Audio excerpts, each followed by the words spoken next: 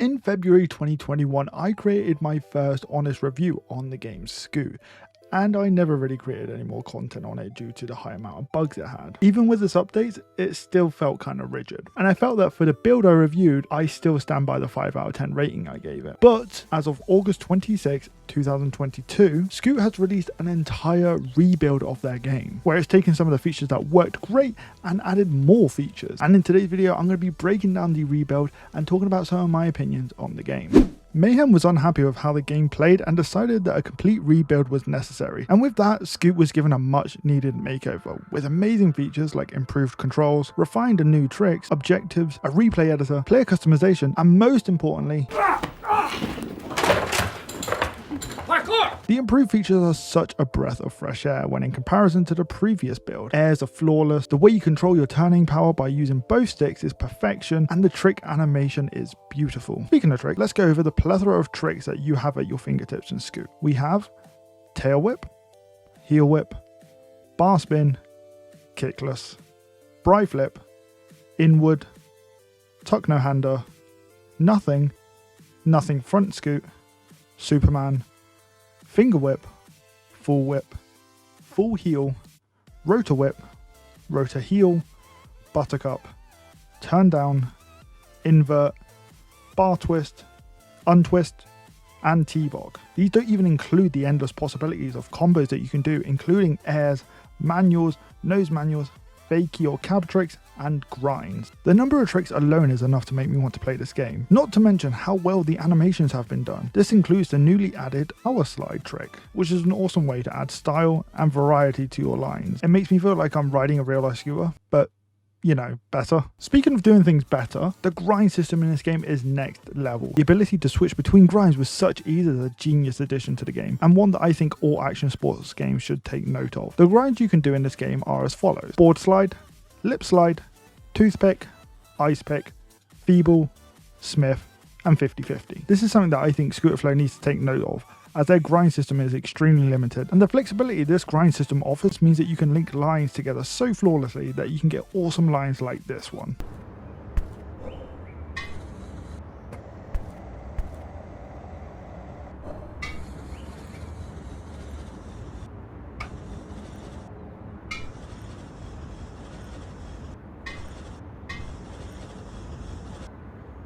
Another dream feature that Scoot has made reality is a feature that I spoke about in my Scooterflow Needs These Updates video, and that is a replay editor. If you're used to using a replay editor in Skate 3 or even BMX the game, then you'll find this replay editor no different. It enables you to add keyframes, which can unlock some sick angles for clips. Unfortunately, at the current time there is no way to store clips in the game, but by using the Xbox capture feature built into Windows PCs, you can easily capture up to 30 seconds of a clip. Or you can use other capture softwares like OBS and Fraps. Fraps? Is that still a thing?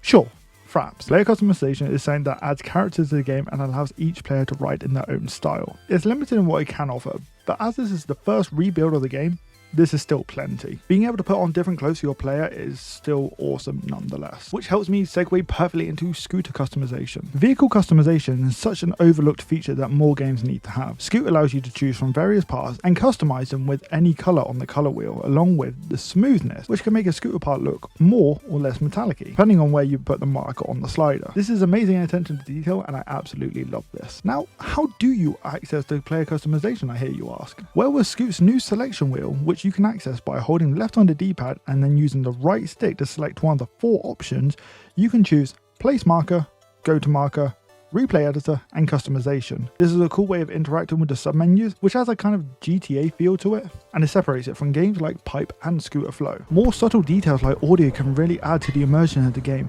and Scoot has done a good job of providing sound effects and background noises to fill that silence. The birds chirping, the wheels rolling, the decks grinding.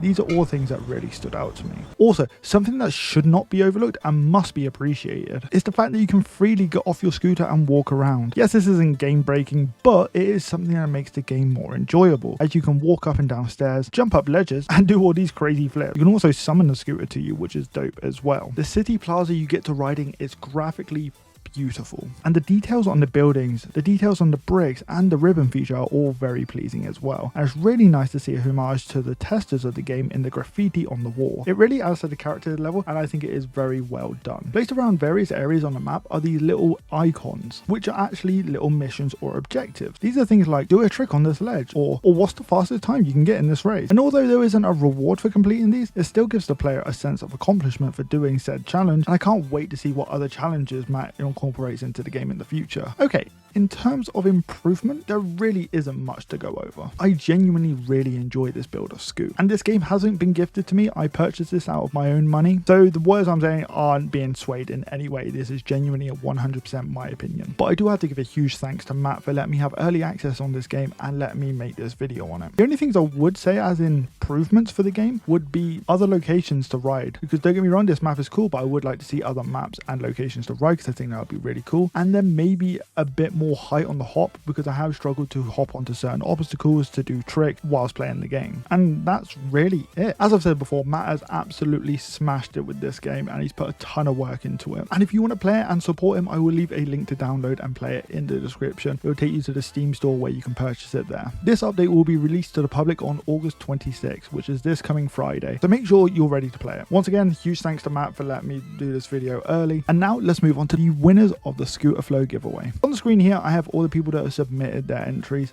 If you didn't submit your entry, I'm sorry, but don't worry, like I said, this is not the only opportunity. Something I didn't mention in the last video though was, if you entered in this one and you don't win, you're automatically entered into the next giveaway. So without further ado, let's see who's won the copy of Scooter Flow.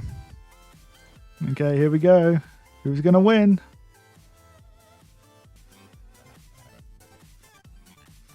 Awesome. Congratulations, Green Kermit, for winning the competition. I will send you a DM after this video goes live with your Steam code.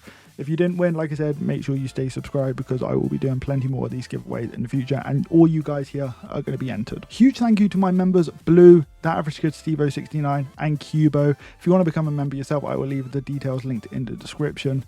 Thank you very much for watching. Subscribe if you're new. Leave a like if you enjoyed. I'll see you guys next time. Peace.